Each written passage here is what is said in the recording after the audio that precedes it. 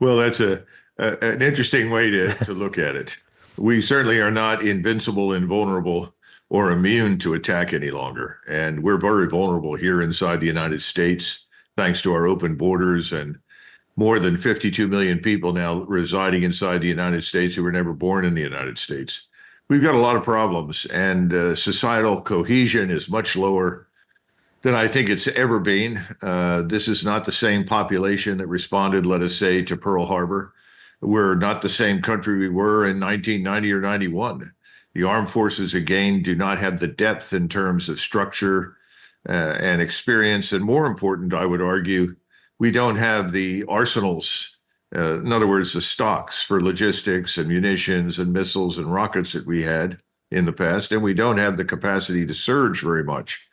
So I think we've been behaving very foolishly, acting as though whatever we do doesn't matter, that no one will fundamentally challenge us. And I think we're wrong. And I think there is a sense right now, not only in the Middle East, but certainly in Eastern Europe, that we are not particularly strong. Well, the military-industrial complex are rubbing their hands at that answer if you get a post in a Trump administration. Is it a case of the money is being badly spent? Or is it because it's the biggest spender on the military in the world? Why is its force posture not better than it is? Well, I have to look at the how the percentage breaks down of where the money goes. A lot of the money goes into pensions, medical care. So you eliminate a third to 40% of the budget right off the bat, trying to pay for all the retired, wounded, and surviving veterans that have to be cared for medically. That's one part of it. But then the other part is, as Chuck Spinney can talk about in greater detail than I can, obviously, is the acquisition system, which is a disaster and has been for many years. And in contrast to, let us say, the Russian military command structure and system, we are fragmented. Everything we do is service-centric. So each of the services are their own independent lobbying organizations with their own independent doctrines, their force structures designed as they see fit. And everyone is very comfortable with the model that emerged after World War II, which makes power at the top very, very weak and strengthens power inside the services. The outcome is that you buy a lot of things you don't need and frankly are the wrong answers. And then third part of this that needs to be kept in mind is a lot of what we do is redistribute income through the Defense Department to make sure that we keep factories and shipyards and things across the country operating even when we don't need them, or we should certainly be building something else.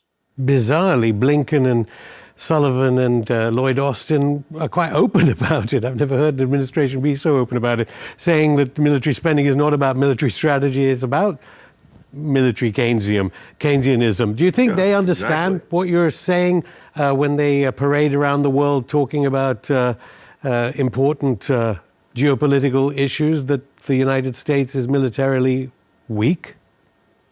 Well, they don't see it through the same lens because they're not viewing it from the standpoint of fighting power. I mean, what have you got that you can commit that's really going to fight and make a difference to the outcome on the conventional level? When you begin to add those figures up and look at those troops that are ready and the equipment that they have, you get a very different picture. That's not their focus or their interest. You got to understand that the State Department, along with the Department of Defense, is essentially in the business of bullying everyone. Bullying not just potential opponents or adversaries, but also bullying allies to do things that we want them to do. Everything that we do is about bullying. We've developed a global financial system designed to bully people into doing the things that we want to do. This is, after all, what people like Xi and Putin and others have complained about. This is why you've got the BRICS rising very rapidly to challenge us, because people are sick of being bullied by us. Most Americans don't know this. They don't understand it.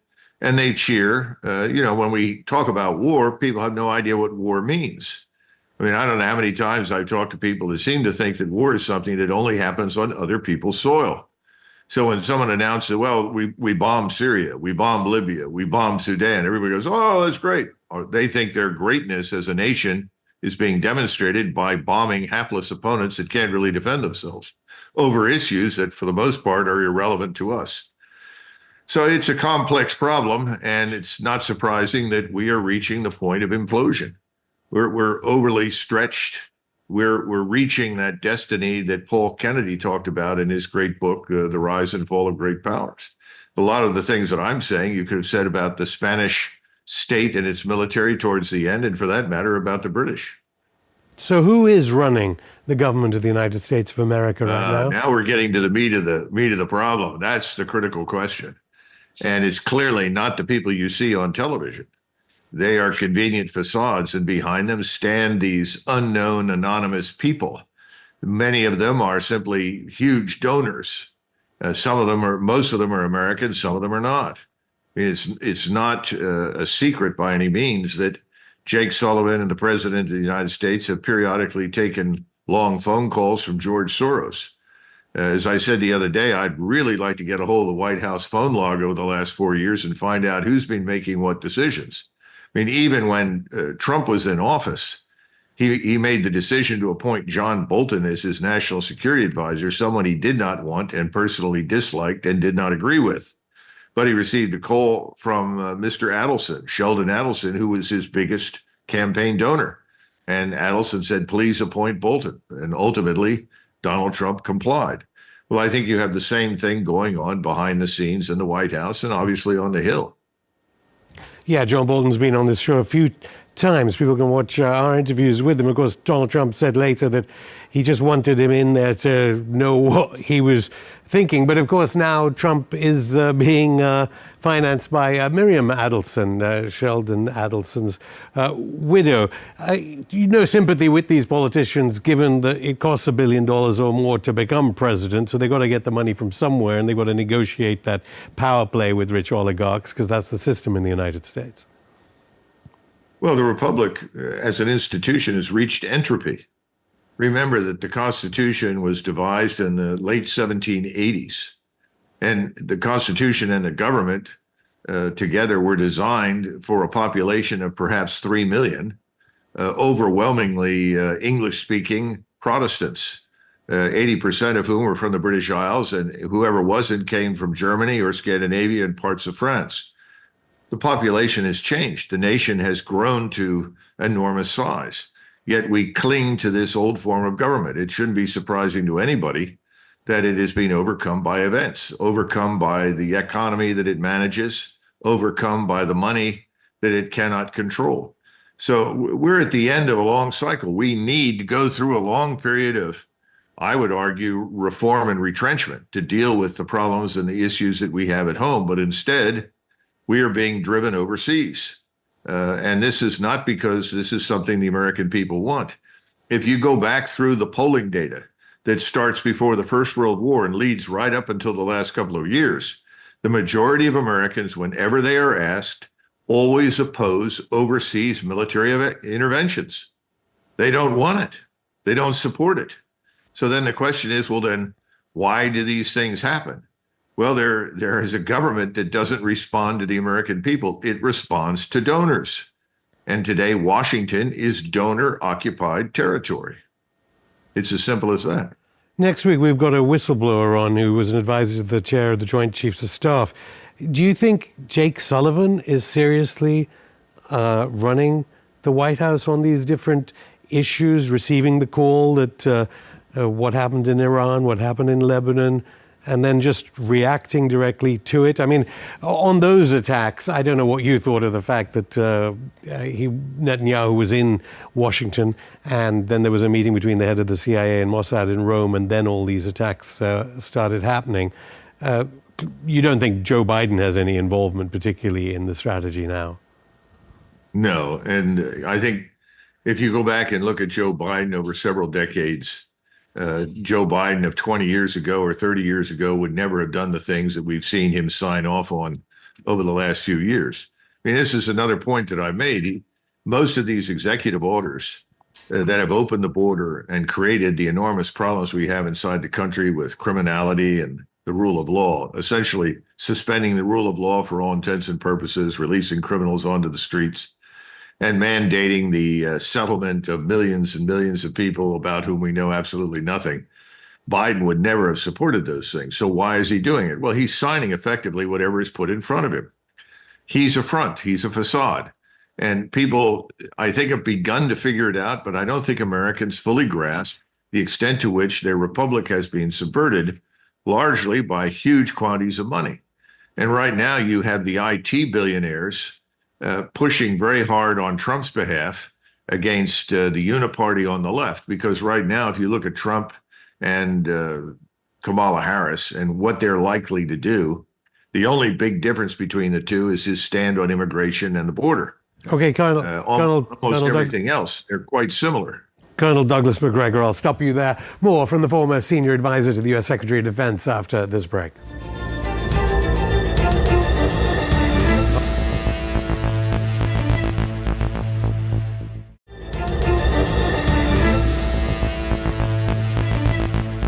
Welcome back to Going Underground. I'm still here with the former senior advisor to the U.S. Secretary of Defense, Colonel Douglas Macgregor. Colonel, you were talking about the influence of Silicon Valley and the influence of who's in charge at the moment of the United States government. That one lone hand at the UN Security Council vetoing a ceasefire in Gaza was on show to the whole world. I understand the IDF Chief of Staff, a former one, Aviv Kohavi, picked your book as required reading, Transformation Under Fire. Do you not think that Netanyahu has played some genius moves here with a weak U.S. administration? Not, I mean, for him personally, rather than for Israel, which of course may be destroyed because of his actions. What do you think of the Israelis, how they've played the United States, the sponsor of Israel? Mr. Netanyahu, who has lots of experience in the United States, he was educated in the United States, brought up here for quite a while. I don't know if you're aware of it or not, but for some time, I don't know if it still exists, there was also a birther movement in Israel, because there were substantial numbers of Israelis who were unconvinced that Mr. Netanyahu had been born in Israel and insisted he was actually born in the United States. I don't know what the answer to that is, but I do know that he understands the way the United States works. He knows that right now he has more control and influence over what we do in Washington, D.C. when it comes to foreign policy and defense policy than anyone who is presiding as president of the United States.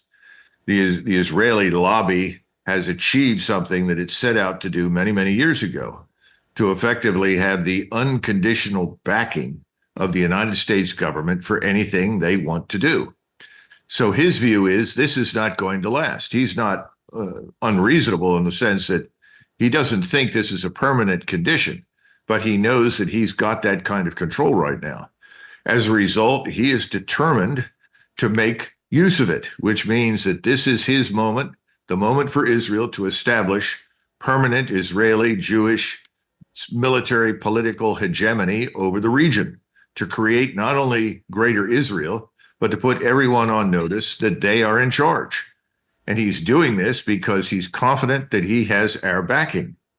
Now, what will the United States do and what will it not do? Well, first of all, we're not going to put vast numbers of troops on the ground, largely because we don't have them to commit. But what about, sorry to interrupt, Colonel, but I mean, again, I'm giving Netanyahu a lot more credit. Surely it's clever of him to try and provoke a response that will end up killing U.S. servicemen and women, which will necessitate a U.S. armed response. Well, yeah, but you've got to understand something, that people are not totally stupid. They understand that our troops are in harm's way. If you go back to the last couple of years of the Trump administration, he wanted to shut down all the bases in Iraq and Syria and get us largely out of the region because he understood just how vulnerable they were.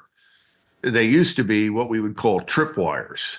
In other words, you strike one of these and then you bring down the entire U.S. armed forces on you because we've made a commitment through a treaty. That's the way NATO worked for years. That's the way things have worked in Korea. Right now, these troops sitting in those bases are a convenient target set that, if attacked, will help justify the commitment of U.S. military power. What I was trying to say is that the military power we commit cannot be on the ground because we simply don't have the ground forces to commit. So how we respond will be largely a function of our air and naval power, plus special operations forces. But even those are actually overstretched right now. So our response will be missile and air power. And the Israelis are confident that that's all that they need. Well, that is all that they've needed in the past to deal with the Arab states that surround them. But if you include Turkey and Iran into the equation, Iran certainly is in a position to level much of Israel with its rocket and missile arsenal. But then the Turks have one of the largest and most capable armies in the world. They can put within 30 days 2 million men into the field. The last thing the Israelis want to do is to provoke the Turks, but they've already risked that on a couple of occasions. One is in Cyprus, which is a very sensitive issue for the Turks, as you know, and the other is southern Lebanon. And recently, Mr. Erdogan pointed out that southern Lebanon is a very important strategic component of Turkish national security. I think somebody sat him down and said, listen, if southern Lebanon is attacked and Lebanon is destroyed, it's going to have a terrible strategic impact on us. We'll be saddled not only with refugees, but we ourselves could be at risk in this country. So now he has said, if you do this, we will respond. Now, what does the response mean? I mean, thus far, admittedly, Erdogan has been a blowhard, but I think the Israelis have reached the point that they are confronting two very serious possibilities. One is Iran. We know how they will respond. Then the other is Turkey, potentially, if he goes into southern Lebanon. But I think he's decided that with our help, he can master all of it. I think he's wrong. Yeah, Erdogan now talking again with Assad, apparently. But then so we can dismiss the U.S. involvement in the immediate aftermath of the assassinations in Tehran and Beirut, that 2,500 troops were going to come on amphibious vehicles. What did you make of that announcement in the context of the entire global South fearing a wide West Asian war? It's ridiculous. I mean, if we put any number of Marines on the ground over there, and they're small numbers, obviously they're going to take casualties. They could easily be defeated depending on how the opponents respond. This is not 1991. And I think that's another huge problem. It's a problem, I would argue, even for President Trump. Washington lives on kind of a fantasy island where everybody fails to note that the world has, in fact, profoundly changed over the last 30 years. You know, you and I can sit here and talk about a resurgence of strength and power and productivity in much of the world that we have not seen since the 14th or 15th centuries. Americans have no notion that there was once a Persian Empire. They know nothing about the Ottoman Empire. They don't understand that for most of human history, China was the richest country in the world. You tell that to an American and he's, what? What are you talking about? That's our problem. People in Washington don't see the changes. There is no appreciation for the strategic implications of their actions. And everything is being put at risk unnecessarily. And it's Mr. Netanyahu is doing that both to Israel as well as to U.S. interests. The United States will survive. The United States is a large country. We can always disengage. We can pull back.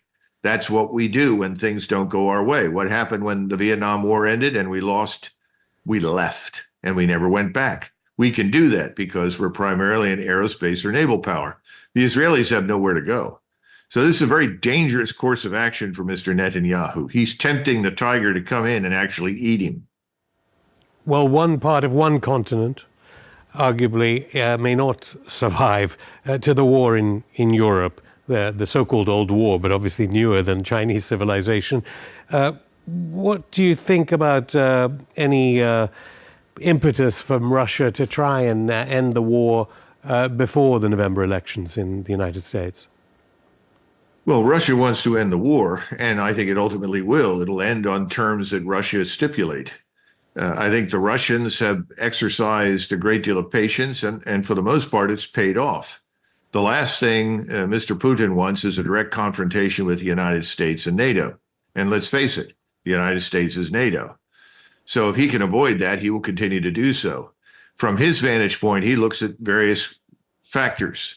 Number one, why push the envelope when you've got, at least in theory, an election coming in November that might change the attitude of Washington, at least insofar as the White House goes? So why not wait before you go full steam ahead in a place like Ukraine? The second thing is, Why not wait and watch the European governments collapse and fall?